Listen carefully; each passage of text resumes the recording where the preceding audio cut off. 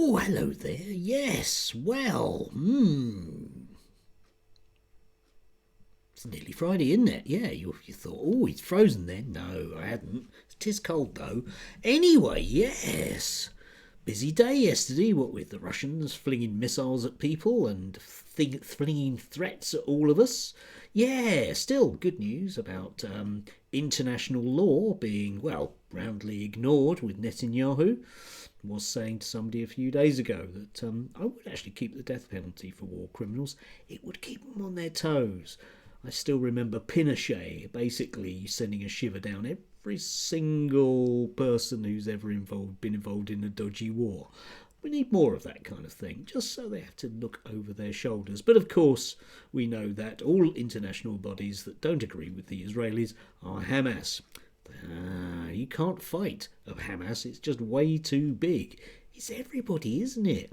Anyway, yes, we do have to put up with an awful lot of such idiotic people in our lives, don't we? Yes, and yesterday there was a couple of classic examples. There was, Elon Musk, who, if he manages to get as far as January and setting up things in the US government, has definitely got a very, very good plan for the economy. So yesterday, Ad Smiley, he posted this up: your tax dollars not at work. See what he did there? Yeah. Right, okay. Federal government agencies are using on average just 12% of the space in their DC headquarters. The Department of Agriculture, with space for more than 7,400 people, has averaged 456 workers each day, 6% occupancy. Why are American tax dollars being spent to maintain empty, well, stuff? Yes, indeed.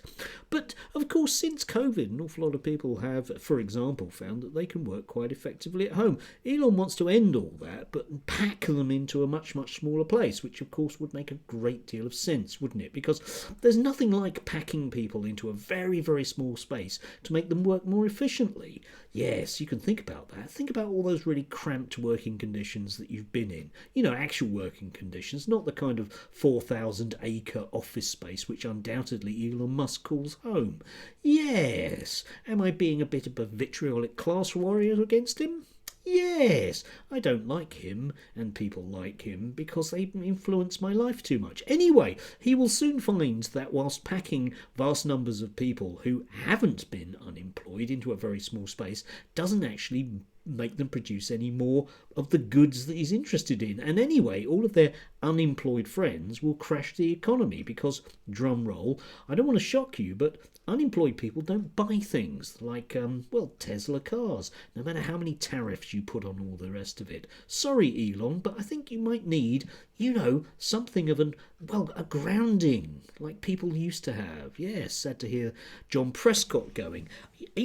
May not have liked him, but at least he was a genuine working class guy, came from that sort of background. Yes, he wouldn't try and pack people into a space and then insist that they were unproductive.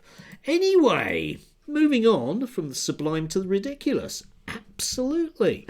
Had to smile at this yesterday, which I'm going to unpack and share with you enormously. Yes, the British aristocrats, whose clothing line was nearly cancelled because of their, in inverted commas, imperial past. A celebration of Indian tailor has led to a deluge of abuse, but the trio at the centre of the storm refused to let the trolls win. Yes, we can see them there, and two of them are wearing their product. No, three of them, I tell a lie, are wearing their product. Yeah, they've got on half the clothing line. We'll come back to that notion. Yes, I love the background. I wonder where they hired that from. We'll find out. When Lord Hugo Manners, started a clothing brand with a couple of close friends, he never imagined it might be cancelled for profiting off colonialism. Yeah, an actual quote there. In September 2023, so it's a whole, let me try and think, it's 2024 now, and it's a year ago. Anyway, student at Newcastle University had an idea, to sell traditional Indian jackets after his mother, the Duchess of Rutland, you may remember we met her earlier in the week on the Farmers' March, bought one back as a present from her travels, but after only a couple of months, social media critics caught wind of the business and discovered who its founders were. Oh, no. Wonder what happened then. Wonder what happened. Anyway, I loved in the Indian culture, the vibrance of it, how special it was, says Manners, sitting on a sofa in the library at Belvoir Castle. His family home. Oh, good grief. Is it really? It's here that the Telegraph met Manners, now 21, his girlfriend Jojo Chawner, and his best friend since the age of 13, Oscar Esquerigao, both also 21. Yes, they all met at uni. Hooray! I thought the jackets were really very in at the moment, and I find them very cool and beautiful, so I came up with the business idea. Yes, indeed, you see, whilst they were at university, they did figure out that they were essentially unemployable in so many different ways. So they pretended to set up their own clothing business because it's going to take three of them, yes, three of them, to manage a clothing line of 6 slightly different jackets. And by slightly different, I mean colours, right? So we end up with all three of them beavering away, entrepreneurs. You can check their LinkedIn profiles, entrepreneurs that they are, beavering away. And I don't know, think about it with the three of them. I wonder how long each working day is for them in terms of, not working from home, presumably in the library, beavering away, getting other people to do everything for them in India. And yes, probably, I don't know, anything upwards of 20 minutes a day each to be directors, which they are, you can look them up on Companies House, directors of their company, and there they are. Yes, all three of them are gainfully employed doing that. Now, I've had a look on Companies House because I'm a git like that, and they haven't actually filed any accounts, but my guess about this entire thing is that basically they haven't sold any of them at all. And when Mummy was was interviewed by a Telegraph journalist, they had a bright idea of getting her to ring him, her, or they back to tell them a tale of invented woe.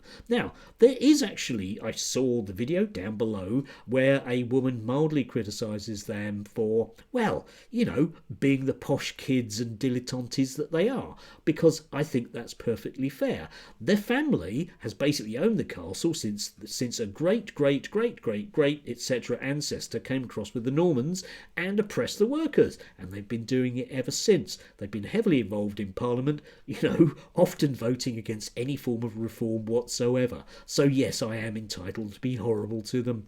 A bunch of dilettantes who can't possibly do anything, but they can rig the system to ensure that people buy their god-awful produce. Yes, thanks for the free advertising, Telegraph.